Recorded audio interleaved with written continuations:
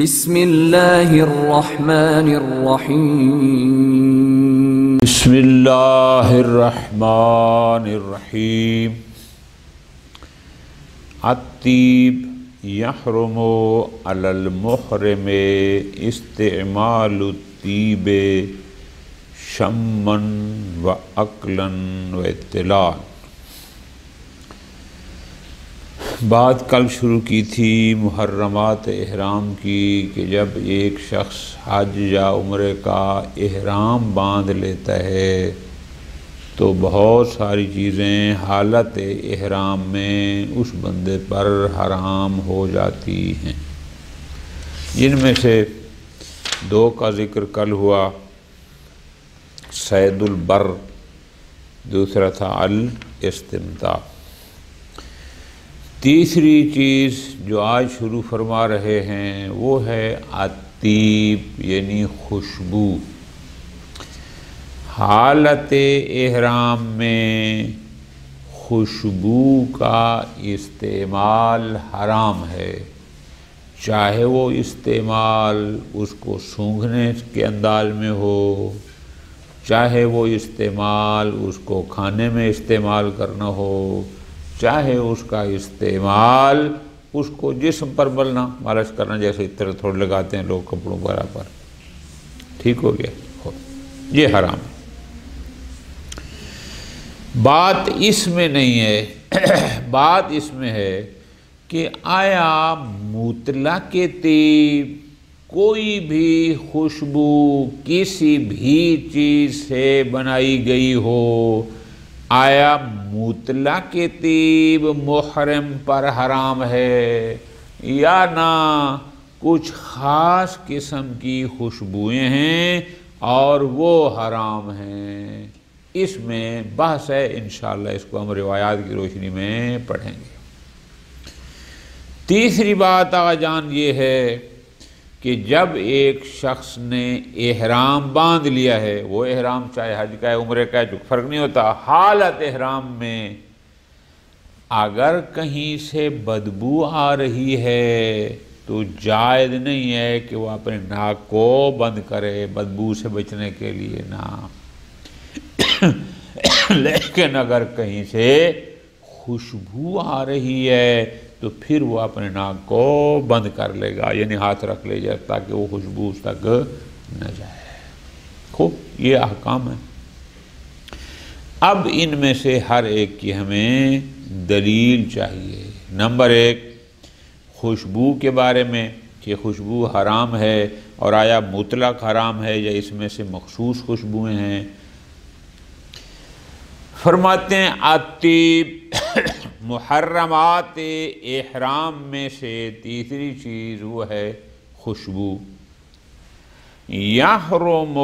علی المحرم، محرم پر، جس نے احرام باندھا ہے، حج کا عمرے کا جو بھی ہے احرام باندھا ہے، محرم پر حرام ہے استعمال الطیب، خوشبو کا استعمال کرنا، شمًا سونگھنے کے حوالے سے، و اکلاً کھانے کے حوالے سے، و اطلاعاً یا ملنے کے حوالے سے، جسم پر لگا لے وہ خوشبو یا کچھ ہو، یہ حرام ہے۔ فرماتے ہیں وَفِي عُمُومِ الْحُكْمِ لِكُلِّ طِيبٍ أَوْ خُصُوصِ الزَّعْفَرَانِ وَالْعُودِ وَالْمِسْكِ وَالْوَرَسِ وَالْعَنبَرِ خلاف، آیا یہ حکم عام ہے کہ خوشبو کوئی بھی ہو، کسی بھی چیز سے بنائی گئی ہو، بس اس کا استعمال حرام ہے، یا نہ فقط زعفران، عود، مسک، ورس اور عنبر، فقط ان 5 چیزوں سے جو خوشبو بنائی جاتی ہے وہ حرام ہے؟ فرماتے ہیں خلاف، اس میں اختلاف ہے۔ کیوں؟ اختلاف ہے روایات کی بنیاد پر، ابھی پڑھتے ہیں انشاءاللہ دونوں قسم کو۔ لا یمسک المحرم انفہ من الرائحۃ الکریہہ، رائحہ کریہہ یعنی بدبو، کہ اگر بدبو آ رہی ہو تو محرم اپنا ناک بند نہیں کرے گا۔ لا یمسک المحرم انفہ، یعنی محرم اپنا ناک بند نہیں کرے گا اگر کہیں سے بدبو آ رہی ہے۔ لیکن وَيُمْسِكُ مِنَ الرَّائِحَةِ الطَّيِّبَةِ، لیکن اگر کہیں سے خوشبو آ رہی ہے تو اس وقت وہ اپنے ناک کو بند کر لے گا تاکہ خوشبو نہ سونگھ سکے۔ ٹھیک ہو گیا؟ خوب، یہ تو ہو گئے حکم۔ وَالْمُسْتَنَدُ فِي ذَلِكَ، اب اس کی دلیلیں ہیں۔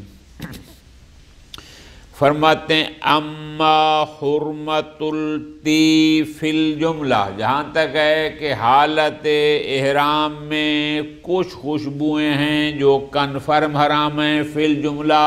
خوشبو کی حرمت، مما لا خلاف فیہا، اس میں کوئی اختلاف نہیں، اس میں کوئی دو رہی، متفق علیہ ہے کیا کہ حالت احرام میں خوشبو جائز نہیں۔ لیکن پھر اختلاف کس میں ہے؟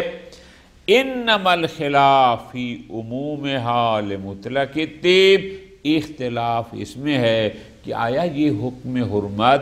ہر خوشبو کو شامل ہے، یعنی جو بھی خوشبو ہے جس چیز سے بنائی گئی ہے بس احرام میں حرام ہے، اور خصوص بعض افراد ہی نہ،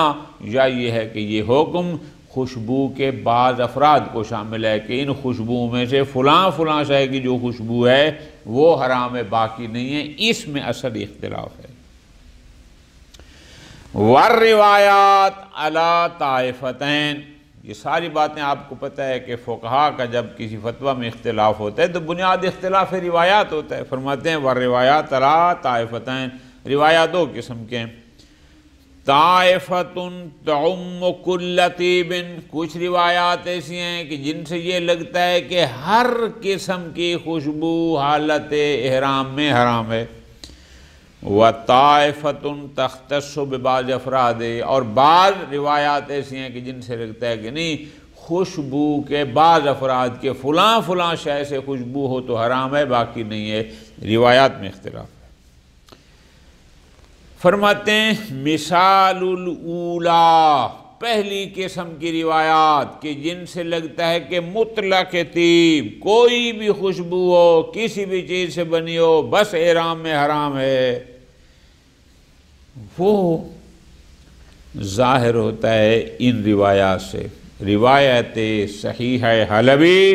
اور روایت صحیح محمد بن مسلم عن ابی عبداللہ، امام جعفر صادق علیہ السلام سے۔ وہ کہتے ہیں کہ امام نے فرمایا المحرم یمسک علی انفہ من الریح الطیبہ، کہ جو بندہ محرم ہے وہ اپنے ناک کو اچھی بو سے، یعنی ریح طیبہ یعنی خوشبو، ریح ہو گیا بو، طیبہ خوشبو سے اپنے ناک کو بند کر لے گا، لیکن ولا یمسک علی انفہ من الریح الخبیثہ، لیکن ریح خبیثہ ہو یعنی بدبو ہو اس سے اپنے ناک کو بند نہیں کرے گا۔ اب توجہ کرنا میرے جان، انہوں نے کہا ہے کہ یمسک علی انفہ من الریح الطیبہ، آگے کوئی قید نہیں کہ وہ خوشبو کس چیز سے بنائی گئی ہو، نہ، اس کا مطلب ہے مطلق طیب جائز نہیں ہے، اور اگر وہ کہیں سے آ رہی ہو تو ناک کو بند کرنا ڈھانپنا ضروری ہے۔ ٹھیک ہوگی۔ وَمِثَالُ الثَّانِيَةِ، دوسرے قسم کی روایات کہ جن سے لگتا تھا کہ ہر خوشبو حرام نہیں، کچھ خاص خوشبوئیں ہیں کہ جن کا احرام میں استعمال جائز نہیں ہے، اس کے لیے یہ روایت صحیح ہے معاویہ بن عمار عن ابی عبداللہ، امام جعفر صادق علیہ السلام سے۔ روایت کے مطابق امام نے فرمایا لا تمس شیئا من الطیب وانت محرم، خوشبو میں سے بو کسی بھی چیز کو مس نہ کرو وانت محرم، درحالانکہ کہ تم حالت احرام میں ہو، ولا من الدہن، اور نہ ہی دہن آئل وغیرہ، وَامْسِكْ عَلَىٰ أَنْفِكَ مِنَ الرِّيحِ الطَّيِّبَةِ، اگر کہیں سے خوشبو آ رہی ہے تو اپنے ناک کو بند کر لو، ڈھانپ لو، وَلَا تُمْسِكْ عَلَيْهَا مِنَ الرِّيحِ الْمُنْتِنَةِ، نتن کہتے ہیں سخت بدبو کو، لیکن ایسی ریح جو منتنہ ہو، جو بدبو پھیلانے والی ہو، اس سے اپنے ناک کو لا تمسک بند نہیں کرنا، ٹھیک۔ فَإِنَّهُ لَا يَنبَغِي لِلْمُحْرِمِ، الفاظ پہ غور، کسی محرم کے لیے یہ جائز نہیں ہے ان یلذذ بریح طیبہ، کہ وہ کسی بھی خوشبو سے لذت حاصل کرے، وَاتَّقِ الطِّیبَ فِی ذَلِکَ، اپنے ذات میں اپنے سامان میں یعنی خوشبو کو نہ رکھو، مراد کیا ہے یعنی خوشبو سے بچو۔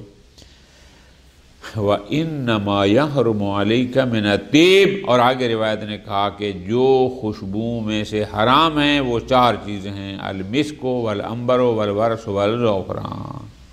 ٹھیک ہو گیا۔ خوب، یہ چیز اس روایت میں ہے۔ اب 2 روایتیں آ گئیں، ایک روایت یہ ہے کہ جو باقاعدہ طیب کے 4 افراد کو خصوصیت کے ساتھ بیان کر رہی ہے یہ بھی روایت صحیحہ، اور ایک روایت یہ ہے کہ جس میں افراد کا ذکر نہیں ہے، وہاں حکم مطلق ہے کہ المحرم یمسک علی انفہ من الریح الطیبہ، کوئی قید نہیں ہے کہ وہ کس قسم کی ہو۔ کیا کیا جائے؟ پوری توجہ، فرماتے ہیں وَالْجَمْعُ الْعُرْفِ يَقْتَضِي تَخْصِيصَ الطَّائِفَةِ الْأُولَىٰ الْمُطْلَقَةِ بِالطَّائِفَةِ الثَّانِيَةِ الْمُصَرَّحَةِ بِالْحَصْرِ فِي الْأَقْسَامِ الْمَذْكُورِ۔ اگر ان 2 روایات کو سامنے رکھیں کہ ایک روایت مطلق ہے اور دوسری روایت میں باقاعدہ حصر ہے، باقاعدہ قید ہے، جس میں طیب کے 4 افراد کو باقاعدہ ذکر کیا گیا، تو جمع عرفی کا تقاضا تو یہ ہے کہ جس روایت میں صراحت موجود ہے کہ کون سی خوشبو حرام ہے، اس کو مقید بنا دیا جائے اس روایت کا کہ جس میں افراد طیب کا کوئی ذکر نہیں ہے، ٹھیک۔ فَتَكُونُ النَّتِیجَہ، نتیجہ کیا ہوگا؟ یہ اختصاص الحرمہ بخصوص ما ذکر، اس کا مطلب ہے پھر فقط وہی 4 خوشبوئیں ہوں گی کہ ان کا استعمال احرام میں حرام ہوگا، مطلق کے خوشبو حرام نہ ہو۔ اگر ہم جمع عرفی کی طرف جاتے ہیں تو اس کا تقاضا یہ ہے، ٹھیک۔ خوب، ہاکذا قال یقال، علماء نے اس قسم کا بیان بھی کیا، لیکن آیت اللہ روانی آگے فرماتے ہیں وَلَعَلَّ الْأَوْجَحَ أَن يُقال، لیکن اس مسئلہ میں زیادہ بہتر یہ ہے کہ ہم اس کو یوں بیان کریں کہ ان تخصیص الاربعۃ المتقدمہ بالذکر، کہ یہ جو امام علیہ السلام نے روایت میں 4 خوشبوؤں کو باقاعدہ بطور خاص ذکر فرمایا، امام نے فرمایا نا کہ انما یحرم علیک من الطیب 4 اشیاء، باقاعدہ 4 کا نام لیا، فرماتے ہیں ہوا لأجل کونہ الافراد الراقیہ للطیب ذالک زمان، وہ یہ ہے کہ یہ 4 جو خوشبوئیں ہیں اس زمانے میں، زمانے کے حساب سے اس زمانے میں یہ 4 الراقیہ للطیب، یعنی خوشبو میں سب سے بڑی خوشبوئیں یہی تھیں، زعفران، مسک، عنبر، یعنی کستوری، اس وقت کے حساب سے سب سے بڑی یہ تھی، ٹھیک۔ وفی زماننا، لیکن جو آج کا دور ہے، حدثت انواع، کئی اور خوشبوئیں بنا دی گئی ہیں کہ ارقا من تلکا، جو ان 4 سے کئی گنا بلندتر ہیں، زیادہ خوشبو دینے والی ہیں، زیادہ بہتر ہیں ان سے۔ لا تحتمل حلیتها، جن کے حلال قرار دینے کا کہ ان کو پرفیوم کی سینکڑوں قسمیں آ گئی ہیں، ایک سے ایک احتمال نہیں دیا جا سکتا کہ ایسے قیمتی ترین خوشبوئیں، پرفیوم وغیرہ جو ہے وہ حلال قرار دیے جائیں۔ وَحُرْمَةُ تِلْكَ بِالْخُصُوص بعد وضوح ان حرمت الاربعۃ لیس الا من باب منافات رائحۃ طیبہ لروح الاحترام، فرماتے ہیں یہ احتمال نہیں ہے کہ ہم ان کو جو آج کے دور میں ارقا ان سے بھی بہترین، بہتر سے بہتر تیار ہوئی ہیں، کہ ہم کہیں کہ جناب یہ تو حلال ہیں اور وہ حرام ہیں، جبکہ واضح ہے کہ ان چار کو جو روایت میں امام علیہ السلام نے حرام قرار دیا وہ اس لیے کہ ان چار کی خوشبو روح احرام کے منافی ہے۔ ٹھیک ہو گیا بس۔ وَلَعَلَّ تعبیر الامام السلام فی نفس صحیحۃ معاویہ، اور اس روایت میں امام السلام جو لفظ تھا کہ لا ينبغی للمحرم ان یتلذذ بریح طیبہ، کہ محرم کے لیے جائز نہیں ہے کہ وہ کسی خوشبو سے یتلذذ یعنی لذت حاصل کرے۔ واضح فی ذلک، وہ واضح بتاتی ہے کیا کہ اصل یہ تھا کہ خوشبو ان چار کا جو نام لیا گیا وہ اس زمانے میں چونکہ سب سے بہترین خوشبو ہوتی تھیں۔ اصل تو ہے کہ خوشبو چونکہ روح احرام کے ساتھ منافات رکھتی ہے، اب وہ چار ہوں یا کوئی اور ہو، خوشبو تو خوشبو ہوتی ہے۔ پس وَعَلَيْهِ يَتَعَيَّنَ الْحُكْمُ بِحُرْمَةِ كُلِّ طِيب، لہذا ہم کہیں گے کہ ہر وہ خوشبو حرام ہے لا یقل شان من الاربع، جو ان چار سے کم تر درجے کی نہیں ہے، وہ ان جیسی ہو یا ان سے بیسٹ ہو تو بہترین اولا حرام ہے۔ ٹھیک، وَأَمَّا حُرْمَةُ اسْتِعْمَالِ أَنْحَاءِ الْاِسْتِعْمَالِ، اما حرمت جمیع انحاء الاستعمال، ہم نے کہا ہے کہ خوشبو کا استعمال کسی بھی طریقے پر ہو وہ جائز نہیں ہے حالت احرام میں۔ دلیل فَالْإِطْلَاقِ التَّعْلِيلِ فِي صَحِيحَةِ معاویہ، یہ بھی ہم نے روایت پڑھی، روایت میں کیا ہے کہ لا ينبغي للمحرم ان يتلذذ بريح طیبہ، کہ وہ خوشبو سے تلذذ حاصل کرے۔ اب اس میں کوئی شک نہیں کہ تلذذ کبھی مالش کے ذریعے ہوتا ہے، کبھی کھانے کے ذریعے ہوتا ہے، کبھی لگانے کے ذریعے ہوتا ہے، جیسا بھی ہو، فرماتے ہیں یہ جائز نہیں۔ خوب، بل وللتصریح بحرمت الاکل فیہا، بلکہ اس روایت میں دیگر میں باقاعدہ صراحت ہے کہ اس کو کھانا جائز نہیں ہے حالت احرام میں۔ اما حرمت الامساک من الرائحۃ الکریہ، یہ جو ہم نے کہا ہے کہ اگر وہ بدبو ہو تو ناک کو بند کرنا جائز نہیں ہے، وَلُزُومُهُ مِنَ الرَّائِحَةِ الطَّیِّبَةِ، لیکن اگر وہ رائحہ، اگر وہ بو خوشبو ہو تو پھر لازم ہے کہ ناک کو بند کیا جائے۔ فرماتے ہیں فَلِلتَّصْرِیحِ بِهِ فِی صَحِیحَةِ معاویۃ العمار، یہ امام نے واضح الفاظ میں کہا ہے۔ امام نے فرمایا وَلَا تُمْسِكُ عَلَیْهَا مِنَ الرِّیحِ الْمُنْتِنَةِ فَإِنَّهُ لَا يَنبَغِی لِلْمُحْرِمِ أَن یَتَلَذَّذَ بِرِیحٍ طَیِّبَةٍ وَالتَّقِطِی فِی ذَلِکَ۔ ٹھیک ہو گیا۔ ایک اور چیز جو حالت احرام میں حرام ہے وہ ہے التزین، یعنی حالت احرام میں کوئی ایسا کام کرنا جو محرم کے لیے باعث زینت ہو، یہ جائز نہیں۔ ہاں یہ انگوٹھی وغیرہ چونکہ روٹین میں پہنتے ہیں وہ بھی چل سکتی ہے، یا عورت وہ زیورات جو عام گھر میں بھی پہنے رکھتی ہے وہ بھی پہن سکتی ہے، البتہ بشرطے کو نامحرموں کے لیے ظاہر نہ کرے۔ بالکل آسان۔ فرماتے ہیں التزین، محرم پر جو ایک اور چیز حرام ہے وہ التزین، یعنی اپنے آپ کو مزین کرنا، وہ زینت کرنی اپنی، یہ درست نہیں ہے۔ یحرم علی المحرم، محرم پر حرام ہے مطلق التزین، کسی بھی قسم کی آرائش کرنا، اپنے آپ کو بنانا سنوارنا حالت احرام میں نہ، یہ جائز نہیں ہے۔ الا الخاتم وحل المرأة، سوائے انگوٹھی کے اور عورت کے وہ زیورات المعتاد لہا قبل الاحرام، کہ جو احرام سے پہلے بھی اس کے روٹین میں تھے کہ جتنا وہ گھر پہنتی تھی، ایک لاکڑ ہے فرق کرو، گھر پہنتی تھی آج بھی پہنا ہوا ہے، اس وقت انگوٹھیاں پہنتی تھی سونے کی اب بھی پہنی ہوئی ہیں، اس وقت کچھ چوڑیاں پہنتی تھی اب بھی پہنی ہوئی ہیں، یعنی وہ روٹین ورک ہے۔ بشرط عدم اظہار حال الرجال، وہ پہنے رکھے لیکن شرط یہ ہے کہ ان کو مردوں کے لیے ظاہر نہ کرے۔ خوب، یہ تو ہو گیا حکم۔ دلیل فرماتے ہیں المستند فی ذالک اما حرمت و مطلق تزین، کہ محرم کے لیے تزین حرام ہے، کسی بھی طریقے سے بنانا سنوارنا تزین کرنا۔ فرماتے ہیں دلیل اطلاق التعلیل فی صحیحت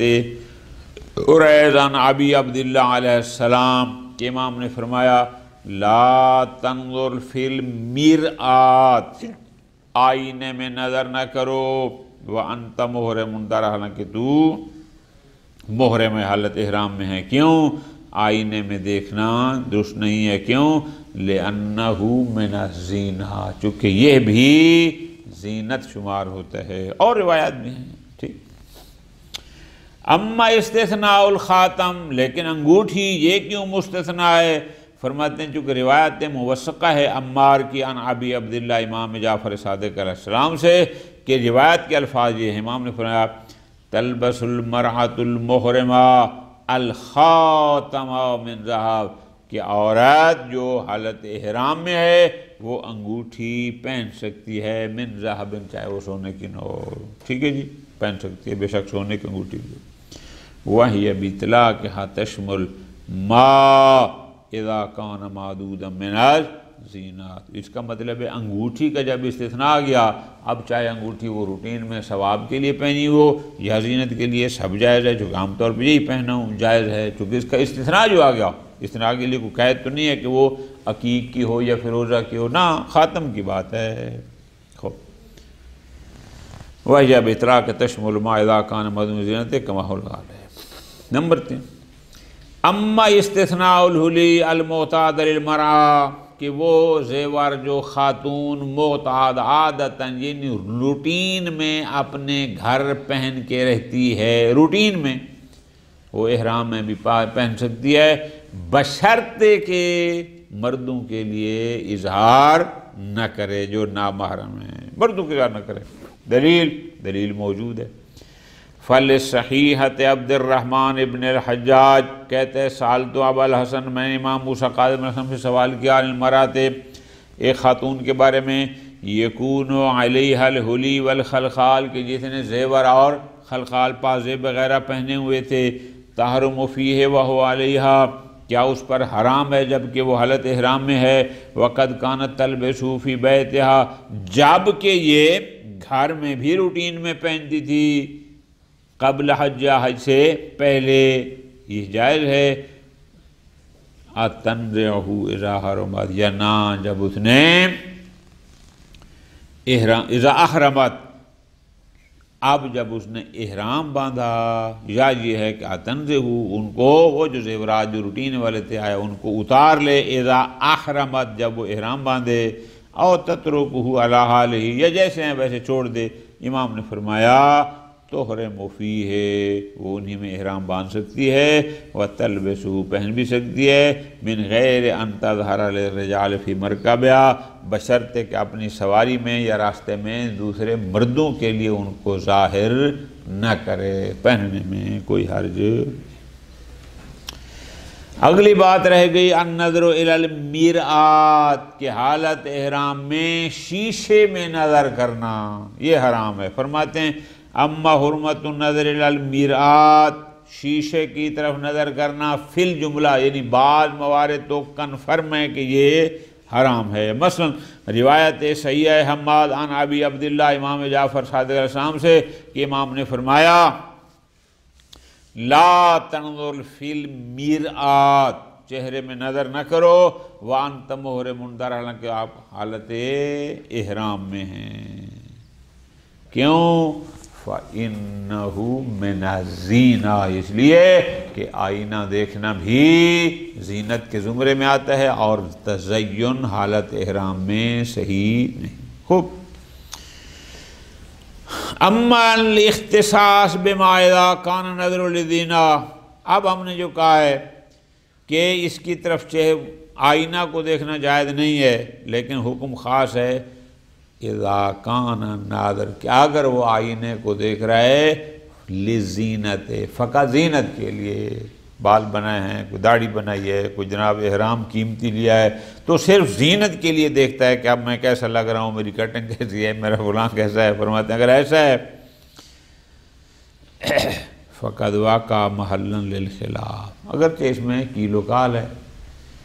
والمختار للمشہور الاطلاق، نظریہ مشہور یہ ہے کہ اطلاق کیا، چاہے وہ آئینے کی طرف دیکھ رہا ہے لزینہ،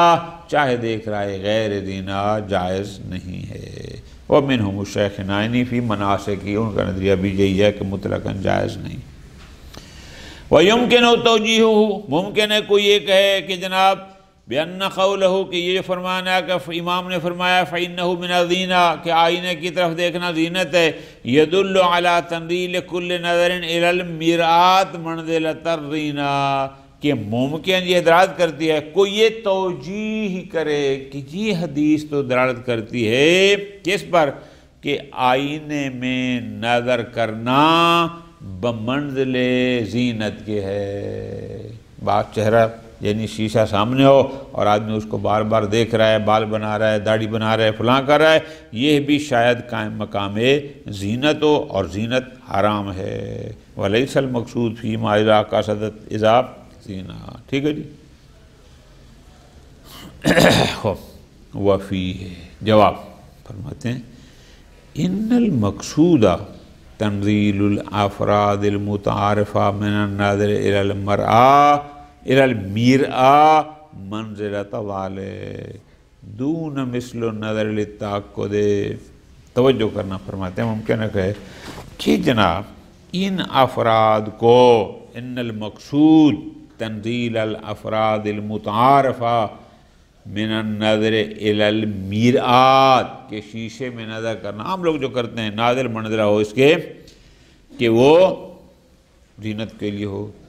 دون مثل نظر للتأکد، لیکن اگر ایک بندہ زینت کے لیے نہیں دیکھا، آپ جو کہہ رہے ہیں کہ عام طور پہ لوگ شیشہ کب دیکھتے ہیں، جب اپنی بناوٹ سجاوٹ دیکھنی ہو، لیکن اگر کوئی بندہ شیشے میں دیکھ رہا ہے للتأکد، تاکید کے لیے، کس کی تاکید، من عدم وجوب حاجن البشرا، کہ میرے چمڑے پر کوئی ایسا ہی معنی تو ابھی موجود نہیں ہے، یا ہاتھوں پر معنی پر کہ جس کی وجہ سے مجھے پتہ چلے کہ پانی وہاں تک نہیں پہنچ سکتا۔ بعض اوقات بندہ اس لیے دیکھتا ہے کہ جسم پر کوئی زخم ہے اور وہ شیشے میں دیکھتا ہے تاکہ اگر دوائی لگئی ہوئی تھی آیا پانی پہنچنے میں رکاوٹ ہے یا نہیں ہے، اب یہ زینت تو قصد نہیں ہے، پھر اس حساب سے تو جائز ہونا چاہیے۔ فإن تنظیر المذکور فی مثل ذالک غیر مستساغ عرفا، اب ایسی صورت میں ہم یہ کہیں کہ یہ آئینہ دیکھا نازل منزلہ زینت ہے، جبکہ وہ تو دیکھ رہا ہے کہ میرے جسم پر، میرے چمڑے پر کوئی رکاوٹ نہ ہو پانی میں، اس خاطر، اور ہم کہیں کہ یہ نادر منزلہ زینت ہے، مشکل ہے۔